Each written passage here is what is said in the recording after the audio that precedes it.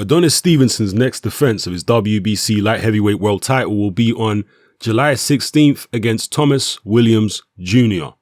Now, for those of you who don't know who Thomas Williams Jr. is, he's a light heavyweight prospect, or contender, should I say, from Washington, D.C. in the United States. His record is 20 fights, 1 loss, and that loss was by KO. It was actually a corner retirement, and that was back in 2014 against Gabriel Campillo. And it was kind of a strange fight because Thomas Williams Jr. was actually ahead on the scorecards in that fight before he suffered a cut eye, and his eyelid was quite badly slashed. And he seemed to lose all desire to fight once he received that cut and kind of went into mental meltdown. Then at the end of the 5th round, he basically quit on his stool because of a cut.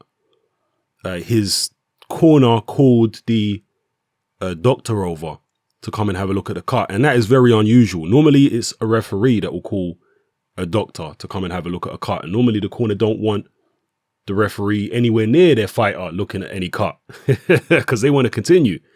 But in this instance, a member of Thomas Williams Jr.'s team in his corner said to the doctor, come and have a look at the cut. And he was basically trying to get him out of the fight. That's my way of interpreting it anyway. So that was his only loss. That was back in 2014. And since then, and to be honest with you, he's only fought 2 names you'll recognize for the most part on his resume. And that is Gabriel Campillo. And in his last fight, he fought Edwin Rodriguez. And you should know Edwin Rodriguez. He fought Andre Ward not so long ago. He lost a 12-round decision to Andre Ward. And Edwin Rodriguez is a wild fighter. He's been involved in back-to-back shootouts. He was involved in a shootout before this fight against Thomas Williams Jr., which was earlier this year. It was on the undercard of the Andre Berto Victor Ortiz rematch. Absolutely wild fight. In fact, I'll leave a link in the description below to the highlights of Thomas Williams Jr.'s last fight against Edwin Rodriguez. Crazy fight, only went 2 rounds, and Thomas Williams Jr. came out the winner by KO. It's pretty spectacular KO. So go have a look at that video. Now, stylistically, Thomas Williams Jr. is a southpaw. He's kind of a boxer puncher. He does hit pretty hard, I guess, but nothing spectacular. I think the Edwin Rodriguez KO was as much to do with Rodriguez's complete lack of defense as it was Thomas Williams Jr.'s punching power, because he caught Rodriguez with multiple clean shots and Rodriguez was constantly coming forward. So it was doubling the impact of the shots. So Thomas Williams Jr. does have some power there, but I don't think it's anything spectacular, to be honest with you. And yeah, he's a southpaw. He's 6'1". He's got a 72-inch reach. So even though he's a taller guy here against Stevenson, he'll have the shorter arms, which is pretty much standard for Adonis Stevenson opponents. I'm not sure Chad Dawson might have had longer arms than Stevenson. In fact, I'm pretty sure he did. But other than Chad Dawson, I don't think Stevenson has fought anybody during his championship reign who could compete with him for arm length. That's one of the keys to Adonis Stevenson's success. Now, this fight on paper doesn't look to be anything special, but Adonis Stevenson is pushing 40 years old now. And me and other people have been saying for a while, he don't look the same anymore. This don't look like the same Adonis Stevenson who beat Chad Dawson. When he beat Dawson, I believe he was 34 or 35. And in your, from the mid 30s to the late 30s, you really can age quite a lot as a fighter in terms of dulling reflexes and slowing speed and all that type of stuff. So to me, Stevenson has lost his step, and it wouldn't be a great shock at this point in time for an unheralded contender like a Thomas Williams Jr. to pull off an upset against Adonis Stevenson, who's been out the ring several months himself. In fact, the last time that Adonis Stevenson was in the ring, he fought a guy called Tommy Karpensi, who not a particularly good light heavyweight. That was back in, when was that? I think that was September last year. And that only went, I think, 3 rounds. So, yeah, he's been fairly inactive as well for a guy of his age. So I don't know where Adonis Stevenson's really going to go with his career from this point. There doesn't seem to be any big fights on the horizon.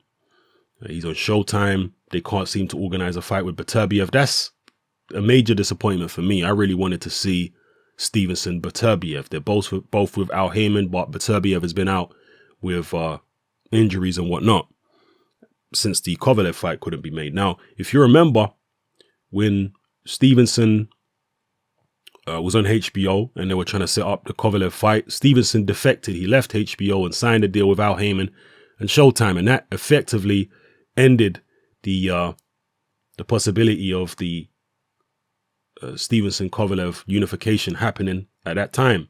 And when that happened, I was very critical of Stevenson. I called it a duck. I was very upset with it. But last year, the tables were turned, and it was Kovalev who pulled out of the purse bid situation. So it was very disappointing from Kovalev. Now, very few people criticize Kovalev for that. And again, that highlights the disturbing double standards that some people in the boxing community have. When Stevenson ducked, they're jumping all over him, calling him Chickenson and all that kind of stuff. Cool, fair enough. I did the same. But when Kovalev ducks, when he, and I'm not saying that Kovalev is scared of Stevenson or Stevenson's scared of Kovalev. That was never my argument here. Ducking is ducking, whatever reason you're doing it for. If it's a legitimate fight and you pass up on it and there's no other fight out there which is more legitimate, then that's a duck for whatever reason you're doing it. As I say, when Kovalev ducked, very few people criticized him for it. A disturbing pattern among certain boxing fans in the boxing community. So yeah, there you have it. So Stevenson's pretty much the forgotten champion, out on the sidelines. You got Kovalev fighting Ward on HBO, and the light heavyweight division a few years back was quite interesting. Now it really has fizzled out. So this is why we're getting fights like this right here. Stevenson against Thomas Williams Jr. Williams Jr. is not a terrible fighter, but he's just an average run-of-the-mill contender. I think Stevenson will beat him. But as I say, given Stevenson's age and how motivated can he be for fights like this as well, you wouldn't rule out an upset, not just against a Williams Jr., against any of these unheralded contenders. Now, to my understanding, the mandatory for Adonis Stevenson is Alidier Alvarez, and he is, at least on paper, a more serious contender than Thomas Williams Jr. Let's just put it that way. So yeah, that's and Alidier Alvarez is also under the same promotional outfit as Adonis Stevenson, I believe. Yvonne Michelle, GYM Promotions. So that's obviously an in-house easy fight for them to make. Well, in terms of marquee fights for Stevenson, there seems to be nothing on the horizon, and he's just plodding along, earning his little purses, fighting on PBC, and there's nothing exciting going on. So it's a shame, man. I really thought that by now we would have seen Stevenson Beterbiev. If we're not going to see Stevenson Kovalev because of the network issues, then let's get Stevenson Beterbiev on. Maybe if he gets past this guy, Thomas Williams Jr. and Alidier Alvarez, maybe finally we'll see Beterbiev against Stevenson. It just seems like a natural fight to me. Beterbiev's been fighting on PBC. So what's the issue? Put Stevenson Beterbiev on Showtime. Most people feel like Beterbiev will beat him, and that'll be the passing of the torch to the new PBC light heavyweight champion. So those are my thoughts, people. Drop your comments in the comment section below and let me know how you feel about this fight. Thomas Williams Jr., Adonis Stevenson, two southpaws. You'd imagine somebody's going to get knocked out, and it'll probably be Thomas Williams Jr. It's your boy Hatman, I'm out.